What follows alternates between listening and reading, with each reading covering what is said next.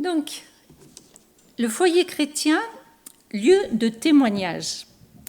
Cet après-midi, je vous propose de nous intéresser un petit peu plus au témoignage, à ce lieu de témoignage qu'est notre foyer, notre famille. Témoigner, c'est raconter, c'est dire ce que l'on sait, ce que l'on a vu ou entendu. Un témoin détient une information et il la partage. Dans le livre de Deutéronome, nous pouvons lire « Veillez soigneusement à ne pas oublier tous les événements dont vous avez été témoins. Qu'à aucun moment de votre vie, ces événements ne s'effacent de votre mémoire. Au contraire, racontez-les à vos enfants et à vos petits-enfants. Ne pas oublier les événements dont j'ai été témoin et les raconter à mes enfants et mes petits-enfants. Voilà le cœur de Dieu. Que nous soyons témoins de qui il est, de ce qu'il a fait, et que nous en soyons témoins auprès des nôtres, dans notre foyer. Un autre passage dans le psaume nous dit « Ce passé nous est familier, tant nous en avons entendu parler, tant nos parents nous en ont fait le récit. » Nous ne voulons pas le cacher à nos enfants, mais répéter à la génération qui suit les motifs qu'ils ont de louer le Seigneur, sa puissance, ses merveilles. Dieu a établi une règle pour son peuple. Il a institué une loi en Israël. Elle ordonnait à nos ancêtres d'enseigner cette histoire à leurs enfants.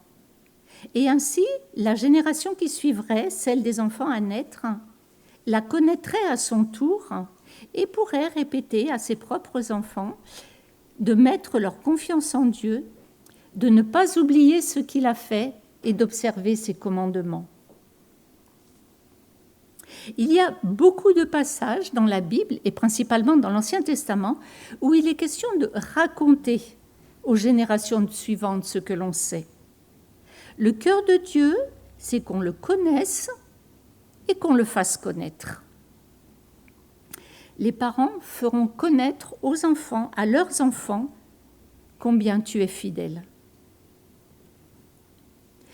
C'est important de témoigner, de raconter, de dire à nos enfants, à nos petits-enfants, aux personnes qui sont dans notre foyer, sous le même toit que nous, qui est Dieu, ce qu'il a fait, quand, comment, pourquoi. Dans quel but ? Afin qu'eux-mêmes puissent mettre leur confiance en Dieu. C'est-à-dire qu'à leur tour, ils fassent le même avec leurs enfants et leurs petits-enfants.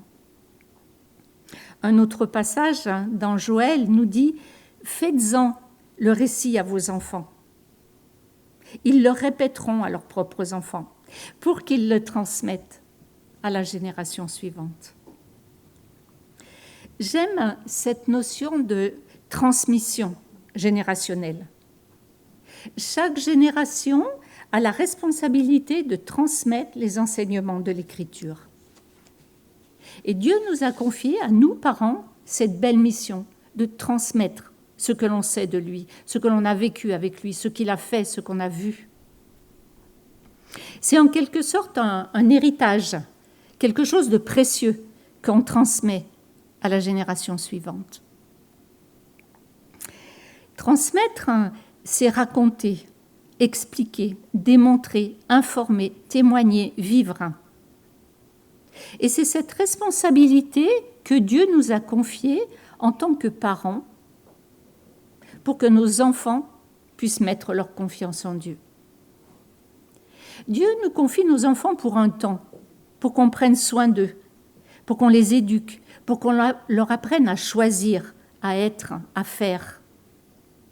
Et par notre vie, notre exemple, nous leur apprenons ce qui est important pour nous. Ma mère m'amenait voter avec elle toutes les fois où elle allait voter. Voter, c'est un droit que nous avons, pour lequel des gens se sont battus pour qu'on puisse l'exercer. Mon père a grandi sous une dictature et il nous encourageait à aller voter, à profiter de ce droit que nous avons et que beaucoup n'ont pas.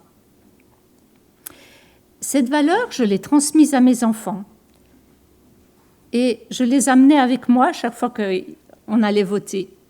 Et aux dernières élections, j'ai amené ma petite fille avec moi dans l'isoloir et je lui ai montré comment on faisait et pourquoi on le faisait. Si nous le faisons, si je le fais, pour ce qui nous tient à cœur, pourquoi ne pas le faire pour notre foi ? Timothée a reçu l'héritage de foi de sa maman et de sa grand-mère. Elles ont été pour lui des exemples de foi qu'elles ont transmises. Je suis reconnaissante de ce que j'ai appris de mes parents. Ils n'avaient pas tout compris de l'Évangile, mais ils m'ont donné des bases qui m'ont permis par la suite de comprendre et de recevoir l'amour de Dieu pour moi. Il y a quelque temps, j'écoutais le témoignage d'un pasteur qui racontait combien l'influence de ses parents, leur foi, avait été déterminante pour lui. L'autre jour, nous parlions avec une jeune fille qui se faisait baptiser et c'était la vie et les paroles de sa grand-mère qui lui avaient donné envie de creuser la foi chrétienne et de suivre le Seigneur. Je voudrais faire ici une petite parenthèse. Dieu a confié aux parents la responsabilité d'enseigner la Bible à leurs enfants. Pas à l'église. Pas plus que l'école n'est le lieu où on éduque les enfants. C'est à la maison qu'on les éduque, qu'on les discipline. Le rôle de l'instituteur n'est pas de se substituer aux parents. À l'église, il y a l'école du dimanche, c'est formidable. C'est une grande bénédiction de pouvoir offrir aux enfants un enseignement basé sur la parole. Mais ça ne dispense pas les parents d'enseigner leurs enfants. Nous ne devons pas sous-traiter à l'église ou au groupe de jeunes cette responsabilité pour qu'ils le fassent à notre place, en disant « c'est bon, ils entendent parler de Dieu le dimanche à l'église et ça suffit ». Dieu a donné cette responsabilité aux parents d'enseigner les enfants. Voici ce qu'il nous dit. Le Seigneur notre Dieu est le seul Seigneur. Tu dois aimer le Seigneur ton Dieu de tout ton cœur, de toute ton âme et de toute ta force. Les commandements que je te communique aujourd'hui demeureront gravés dans ton cœur. Tu les enseigneras à tes enfants, tu en parleras quand tu seras assis chez toi, quand tu marcheras le long d'une route, quand tu te coucheras ou quand tu te lèveras.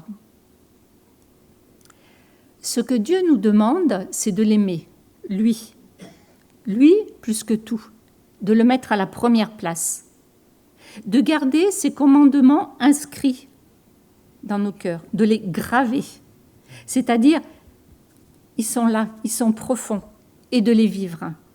De les vivre pour nous, tout d'abord, et de les inculquer à nos enfants. On ne peut enseigner ou communiquer ce que l'on ne connaît pas. Quand on parle de quelque chose qu'on ne connaît pas, qu'on ne maîtrise pas, qu'on ne vit pas, eh ben, ça se voit tout de suite.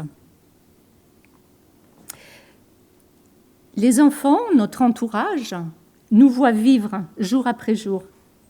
Et ils voient tout de suite si nos actions et nos attitudes sont conformes à ce que l'on dit, si c'est vrai pour nous. Et ce qui donne de la crédibilité à nos paroles, c'est qu'on les vive. Dans ce verset, les verbes importants sont aimer, garder, enseigner, parler. On parle de ce que l'on aime. Dieu ne nous demande pas juste de parler de lui de temps à autre quand on a un petit moment libre, mais de le faire en tout temps, de saisir toutes les occasions qui se présentent pour parler de lui. Quand tu te lèves, tu en parleras chez toi, quand tu marcheras sur la route, quand tu te coucheras, quand tu te lèveras. j'ai envie de dire, c'est-à-dire dans tout ce qui fait partie de notre quotidien, que l'on marche, que l'on soit assis, que l'on soit couché, qu'on soit dans la voiture, qu'on soit dedans, qu'on soit dehors. Ça ne veut pas dire prêcher à longueur de journée, mais mettre à profit les circonstances lorsqu'elles se présentent. Soyons intentionnels pour faire de notre maison, notre famille, notre foyer, un lieu où on parle de Dieu, un lieu où Dieu fait partie de nos conversations, où on témoigne de qui il est. Exprimons notre amour pour le Seigneur dans nos actes de tous les jours, dans notre quotidien, en tout temps. Une façon de raconter à nos enfants qui est Dieu, ce qu'il a fait, c'est tout simplement de lire la Bible avec eux. Par exemple, le soir avant d'aller se coucher, on ouvre la Bible ensemble. Il y a beaucoup de Bibles pour les enfants, de versions différentes, avec de belles illustrations adaptées à l'âge des enfants. On lit un passage, on en parle, on prie ensemble. Chez mon fils, ils aiment beaucoup mémoriser les versets. Et c'est vrai que j'ai été émue quand on m'a envoyé une petite vidéo de mon petit de 4 ans qui me cite Hébreu, la foi c'est l'assurance des choses qu'on espère, la certitude de celles que l'on ne voit pas. Ou quand il récite le psaume 23. C'est émouvant. Voilà. Le jour de Noël, toute la famille récite ou dit Luc 2, le passage de la Nativité. Et pendant tout l'Avent, ils répètent, ils apprennent un verset, qu'ils le répètent après, comme ça, tout l'Avent. Et le jour de Noël, ils racontent l'histoire. C'est une tradition que ma belle-fille tient. Son grand-père, peut-être avant, mais au moins son grand-père, l'a fait avec les propres parents, et les parents le font maintenant avec les enfants. Et je trouve que c'est merveilleux. Les enfants aiment chanter. On peut leur apprendre à chanter des hymnes, des chants chrétiens, et qui parlent de Dieu, de qui il est, et les chanter avec eux. Nous pouvons aussi être créatifs pour que les fêtes de Noël ou de Pâques soient plus que des moments de cadeaux ou de chocolat. Ma fille, par exemple, pour Pâques, elle fait un bricolage avec ses petites sur Pâques. Donc, si tu peux montrer, voilà l'image. Donc, elles font un petit tas de terre qui recouvre un gobelet en plastique. Hein. Et puis, elles sèment la pelouse. Et puis là, ça pousse. Et puis le jour de Pâques, elles plantent les 3 croix et puis elles mettent un gros caillou devant le gobelet. Non. Et le jour de Pâques, ils retirent la pierre et ils mettent une petite bougie. Et voilà. Et comme ça, elles parlent de Pâques et Pâques fait partie de la conversation. Il y a aussi, je ne sais pas si vous connaissez, les œufs de la résurrection. C'est des petits œufs, la chasse aux œufs, c'est des petits œufs en plastique, et puis à l'intérieur, on met un âne, un dé, un clou. Oui. Et puis donc, il y a avec le verset correspondant, et puis comme ça, on couvre toute la passion et la résurrection. Voilà, des idées créatives pour parler de Dieu, pour témoigner de qui il est. Dieu nous demande de raconter, de prendre l'initiative de parler, mais aussi d'être disponible, de répondre aux questions, comme on peut le lire dans Josué. Ces pierres, c'est Dieu qui parle, ces pierres vous rappelleront ce qui s'est passé ici. Et lorsque dans l'avenir, vos enfants vous demanderont ce qu'elles signifient pour vous, vous leur répondrez « Le cours du Jourdain s'est arrêté au passage du coffre du Seigneur ». Répondre aux questions que nos enfants nous posent. Par exemple, quand ils nous voient donner à l'église, leur expliquer pourquoi on le fait. quand ils rentrent de l'école et qu'ils ont entendu que Dieu n'existait pas ou que ce n'est pas lui qui nous avait créés, eh ben c'est une bonne occasion de pouvoir leur expliquer ce que l'on croit, ce que Dieu pense et pourquoi.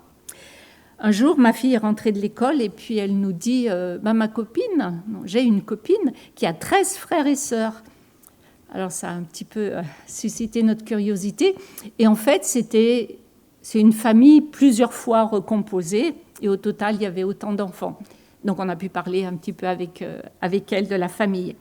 Ou alors, elle rentre, au moment de la rentrée, elle rentre de l'école et elle dit ma copine, maintenant c'est un garçon. Les enfants posent des questions. Soyons prêts à répondre en leur parlant du cœur de Dieu. La maison, notre foyer, c'est un lieu d'apprentissage. On apprend la vie, on apprend à parler, à être propre, à exprimer du positif, à aimer, à demander pardon, à dire merci. Les enfants apprennent en observant leurs parents. Ils apprennent en nous voyant. Et ils découvrent, ils analysent ce qu'ils voient, ce qu'ils entendent, ce qui se passe autour d'eux. En tant que parents, que grands-parents, nous vivons, nous parlons, nous travaillons, nous communiquons avec les voisins, nous aidons les autres, nous jouons, nous exprimons nos émotions, nous prenons des décisions, nous dépensons notre argent, nous nous disputons, nous nous réconcilions, nous prenons du temps à part pour lire notre Bible, nous allons à l'église, nous conduisons. Pendant tout ce temps, nos enfants, nos petits-enfants, nous regardent, nous écoutent, apprennent. Par exemple, la conduite, lorsque nous conduisons, nous leur apprenons la réglementation, à obéir, à se soumettre aux autorités quelque part, la limitation de vitesse, les stationnements interdits, ou alors à être maître de nous-mêmes. Le témoignage passe par nos paroles, mais aussi par notre vie, notre attitude, nos réactions. Nous sommes un modèle pour ceux qui nous voient vivre, un modèle pour nos enfants, un modèle pour nos petits-enfants, ou encore pour les personnes qui sont dans notre foyer, sous notre toit. Ils nous voient, ils me voient réagir quand je reçois une mauvaise nouvelle, quand quelqu'un me dit quelque chose de blessant, ou quand je suis contente. Ils entendent ce qui sort de ma bouche quand je suis en colère ou pleine d'amertume. Ils entendent quand je félicite, quand j'encourage, quand j'exprime de la reconnaissance. Comment est-ce que je gère mes échecs, mes souffrances ? Est-ce que je râle pleine d'amertume, de colère, d'apitoiement, de frustration ? Ou est-ce que je m'en remets à Dieu et à sa souveraineté ? Les hauts et les bas dans la vie de famille sont des occasions de montrer comment réagir dans la dépendance de Dieu. En appliquant l'Évangile à la maladie, au deuil, au chômage, au conflit, nous pouvons leur montrer en pratique comment faire de Dieu notre appui, notre refuge, notre forteresse. Par nos choix, nos réactions, nous leur montrons où sont nos valeurs.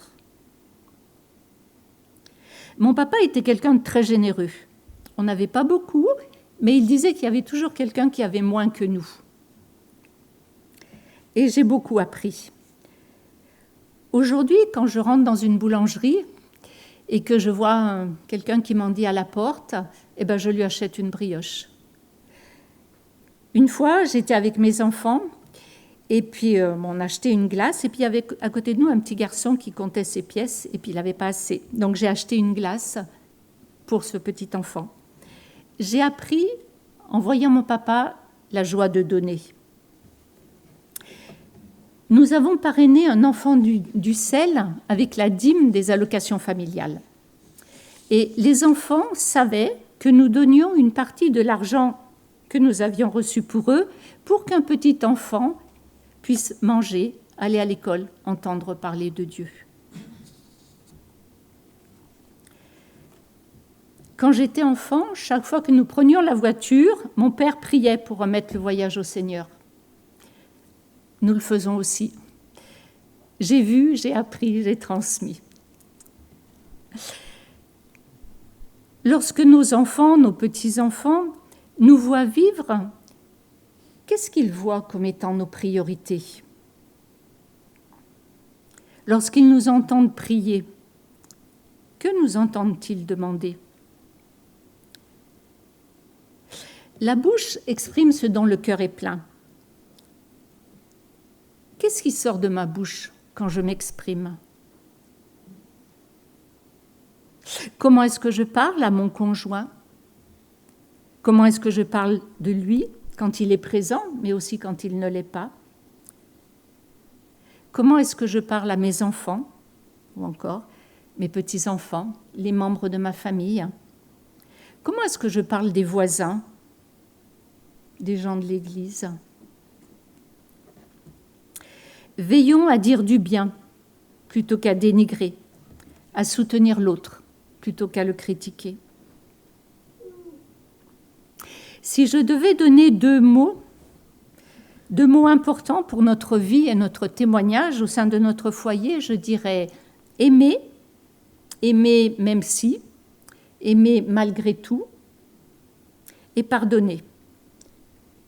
Les deux vont d'ailleurs ensemble. Quand on aime, on pardonne plus facilement.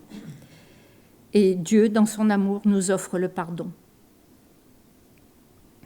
Témoigner l'amour de Dieu au sein de notre foyer, c'est enseigner la grâce, le pardon, l'acceptation en le vivant nous-mêmes. La maison, c'est un lieu de formation, de transformation. C'est un lieu où on est vrai, où on est soi. On peut tricher au travail, avec nos amis, et même parfois à l'église. Mais à la maison, au quotidien, on ne peut pas. Parce que c'est là que nos caractères se confrontent. On a mille et une raisons d'avoir des conflits. Et c'est là que notre vrai moi ressort. Avoir des conflits, c'est pas trop grave si on sait demander pardon. Et nos enfants sont sensibles aux situations injustes. Leur demander pardon quand on a mal agi, quand on a tort, les construit. Mais aussi leur apprend eux-mêmes à demander pardon. Et ils pourront comprendre et s'approprier le pardon de Dieu s'ils nous voient vivre le pardon.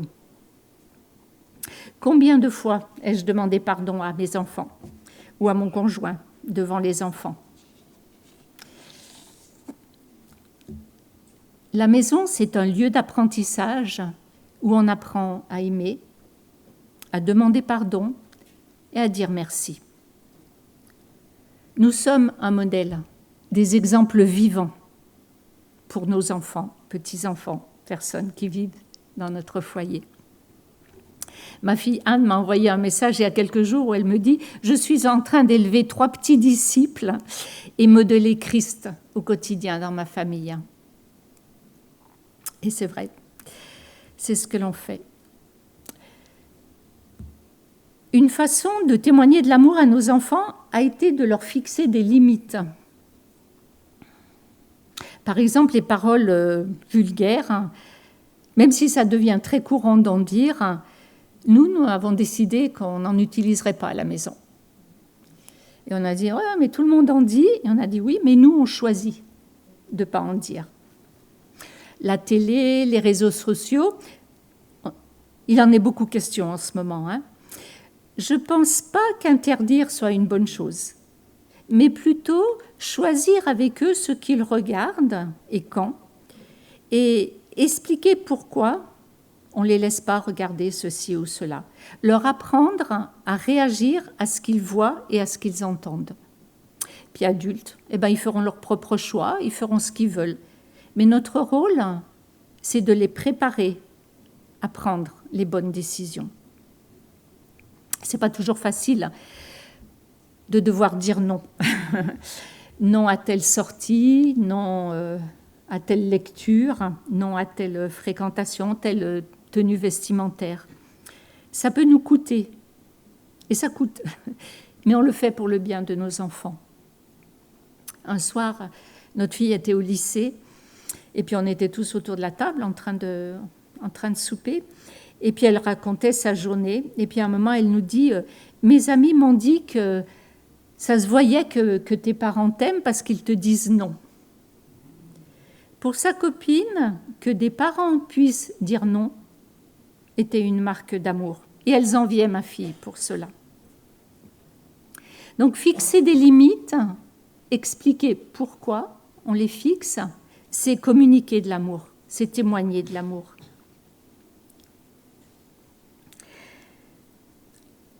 La maison, c'est aussi le lieu où on peut se faire confiance. On ne devrait pas avoir peur de s'ouvrir, de se révéler, de se confier, d'exprimer de l'amour.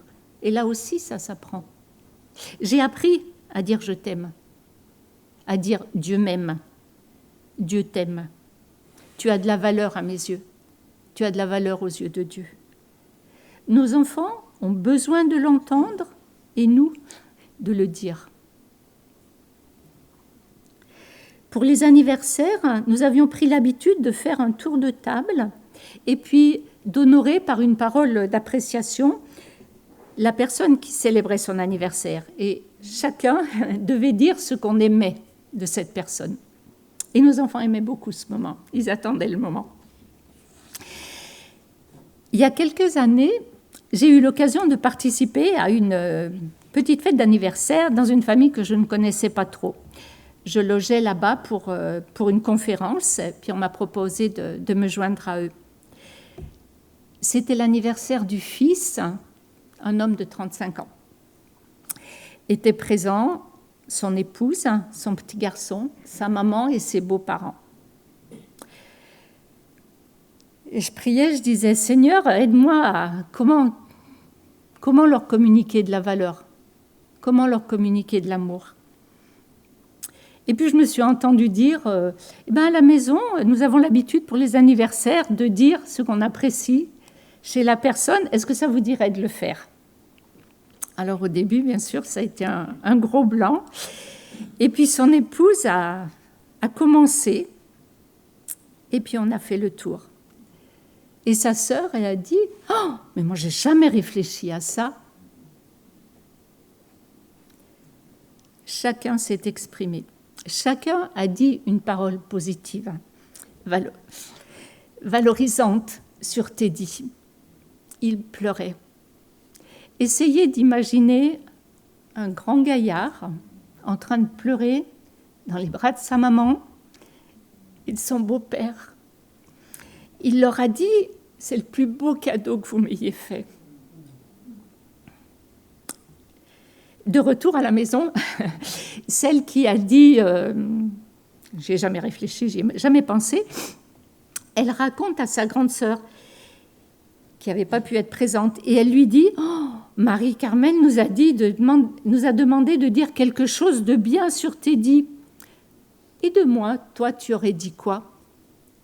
Et ça a déclenché une belle conversation entre elles. Je vous encourage à le mettre en place. C'est jamais trop tard, quel que soit l'âge. C'est très fort d'exprimer du positif et d'entendre du positif sur soi. C'est tellement important et gratifiant d'entendre des paroles d'appréciation, des paroles d'encouragement, des paroles qui construisent, qui affermissent. Si un enfant vit dans la critique, il apprend à condamner. Si un enfant vit dans l'hostilité, il apprend à se battre. S'il vit dans le ridicule, il apprend à être timide. S'il vit dans la honte, il apprend à se sentir coupable. Si un enfant vit dans la tolérance, il apprend à être patient. S'il vit dans l'encouragement, il apprend à avoir confiance. S'il vit dans l'impartialité, il apprend la justice. S'il vit dans la sécurité, il apprend la foi. S'il vit dans l'approbation, il apprend à s'accepter lui-même. S'il vit dans l'acceptation, il apprend à rencontrer l'amour dans le monde.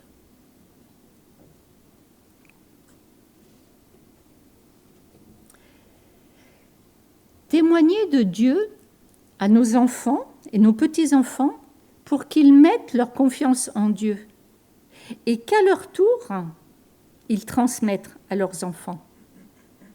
Apprendre à nos enfants à être eux aussi témoins. Nous sommes dans un ministère d'évangélisation et quand les enfants étaient petits, nous allions sur les campus universitaires, comme on a un petit peu partagé ce matin, et autant que possible, nous les amenions avec nous.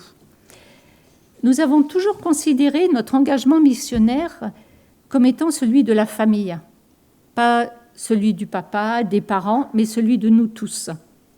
À table, on priait pour les étudiants avec qui papa avait parlé, pour la réunion qui avait lieu sur le campus. Les étudiants venaient très librement à la maison, c'était comme des grands frères et des grandes sœurs. Nos enfants savaient qu'on leur parlait de Jésus. Ils savaient qu'on étudiait la Bible avec eux. Plus tard, ils ont participé à des projets missionnaires en France, à l'étranger. J'ai organisé un voyage missionnaire avec des jeunes en Chine, une 50aine d'étudiants, et j'ai amené mon fils avec moi. L'évangélisation faisait partie de notre vie. Ce n'était pas une activité, mais un mode de vie. Le soir, je me rappelle d'une occasion où Francis priait avec notre fils, pour les copains, pour plein de choses. Et puis Joël lui dit, est-ce que tu as déjà parlé de Jésus au papa de un de ses copains? Ou alors on se déplaçait beaucoup. Et bon, la Bretagne est un petit peu excentrée. Et Francis avait l'habitude de donner un DVD du film Jésus à la personne qui était là au péage. Il y a quelques années, c'était plus des caisses automatiques, mais il y avait une personne derrière un guichet et on payait. Et voilà, et Francis donnait des DVD à ces personnes-là. Et puis un soir, une occasion, il ne l'a pas fait. Et donc, notre enfant lui a fait remarquer « Hé, papa, t'as oublié de donner le film au monsieur. » Anne parlait très librement de sa foi à l'école, avec les copines. Et ça me donnait après à moi de très bonnes occasions de partage avec les mamans. Pour les anniversaires, Pâques, Noël, les enfants invitaient leurs copains de l'école ou de la rue. Et puis on faisait une petite fête, un goûter, un petit partage autour du sens de Noël ou de Pâques. Et c'était toujours des moments que mes enfants réclamaient. Tout ça pour vous dire qu'on a essayé de communiquer à nos enfants que parler de Dieu, c'est simple et qu'ils peuvent le faire, eux aussi. On peut aussi aller à la rencontre de l'autre pour témoigner de l'amour en préparant un gâteau avec nos enfants ou nos petits-enfants, et puis l'amener ensemble à notre voisine et puis lui dire qu'on prie pour elle, parce qu'elle est malade ou autre, ou proposer de rendre service à quelqu'un qui en a besoin, quelqu'un de l'entourage, mais aussi ça peut être quelqu'un de l'Église, rendre service et y aller avec nos enfants. Il y a beaucoup de façons de transmettre les valeurs du royaume. La crainte de Dieu, c'est-à-dire le respect de Dieu, l'amour pour Dieu, c'est le commencement de la sagesse. Et on a besoin de sagesse dans nos relations, les uns avec les autres, dans la famille, au sein du foyer. Dieu nous les confie pour un temps.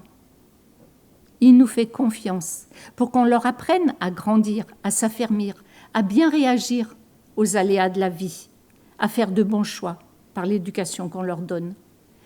Prendre conscience de ça, ça m'a encouragée, et ça m'encourage encore, à bien faire, à vouloir le meilleur pour eux, à communiquer et à donner le meilleur de moi-même. Mais par moi-même, j'en suis pas capable. Sans le Saint-Esprit, je ne peux pas grand-chose. Je ne peux pas, par mes propres forces, faire ce que Dieu attend de moi. Par moi-même, je suis incapable d'être patiente, d'être paisible, d'être maître de moi-même en tout temps. Par exemple, me mettre en colère, si je décide de ne pas me mettre en colère par mes propres forces, ça ne va pas durer longtemps. Je peux vous le garantir. J'ai besoin de Dieu. j'ai besoin de l'action de Dieu, l'action du Saint-Esprit dans ma vie. Le couple, la famille, le foyer, c'est là où se côtoient des êtres pécheurs, des individus avec notre égoïsme, nos sentiments, nos émotions, nos forces, mais aussi nos faiblesses et nos limites. J'ai besoin moi-même de cultiver ma relation avec Dieu, de chercher sa présence. Je ne peux donner que ce que j'ai, transmettre que ce que je vis.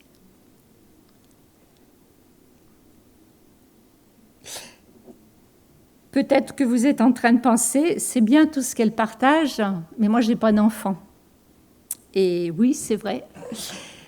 Ce que je partage, c'est basé sur ma propre expérience avec nos 3 enfants, mais on peut tout aussi bien témoigner de l'amour de Dieu, partager ce qu'on vit, faire de notre foyer un lieu de témoignage en ouvrant notre maison, en accueillant, en étant hospitalier, en étant généreux, en parlant avec nos colocataires, si c'est le cas, avec nos voisins, avec nos collègues.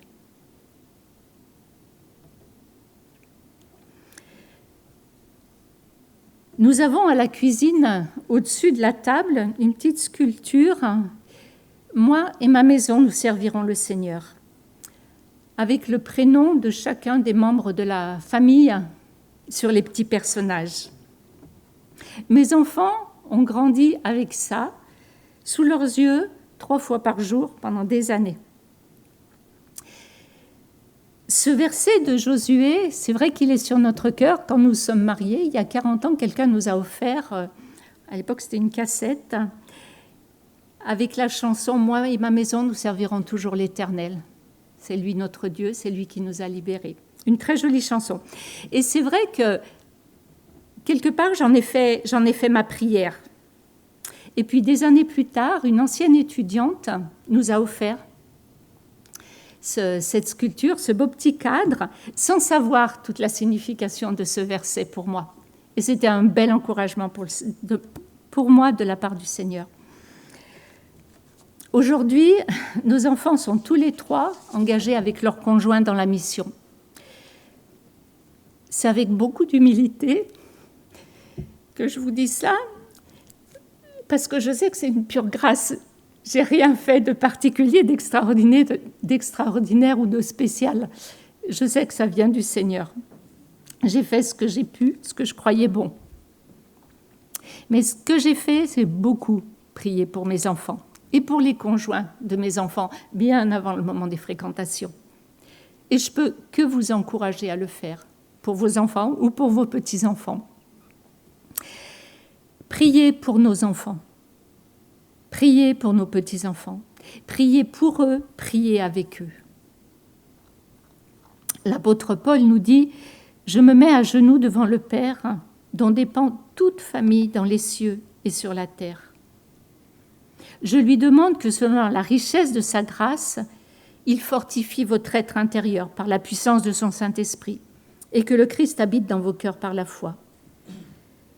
Je lui demande que vous soyez enracinés et solidement établis dans l'amour, pour être capable de comprendre, avec l'ensemble du peuple de Dieu, combien l'amour de Christ est long, large, haut et profond. Oui, puissiez-vous connaître cet amour, bien qu'il surpasse toute connaissance, et être ainsi remplis de toute la richesse de Dieu.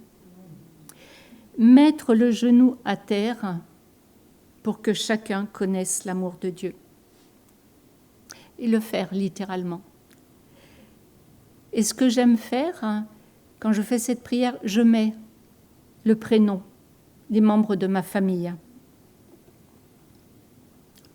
Je te demande que selon la richesse de ta gloire, tu fortifies Francis, tu fortifies Anne dans son être intérieur, que Christ habite dans le cœur de Joël par la foi. Je lui demande que Raphaël soit solidement enraciné et établi dans l'amour. Voilà, je mets le prénom des personnes qui me sont chères dans le texte. Et je le fais pour ça et je le fais aussi pour beaucoup d'autres versets.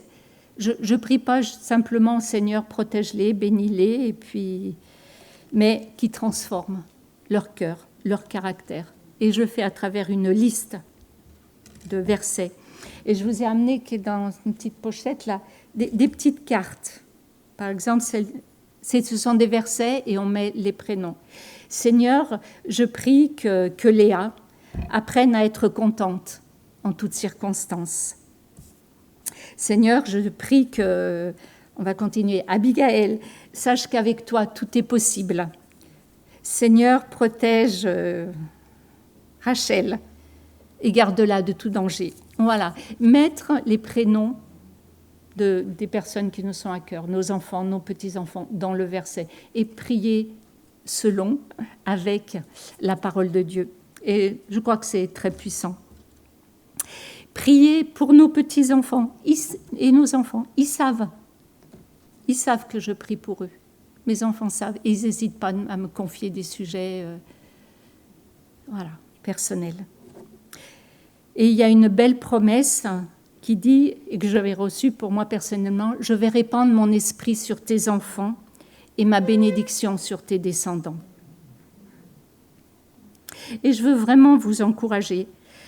Peut-être que vos enfants, aujourd'hui, vous ne les voyez pas s'intéresser aux choses de Dieu, marcher dans ses pas. Mais ne vous découragez pas. Ne vous découragez pas.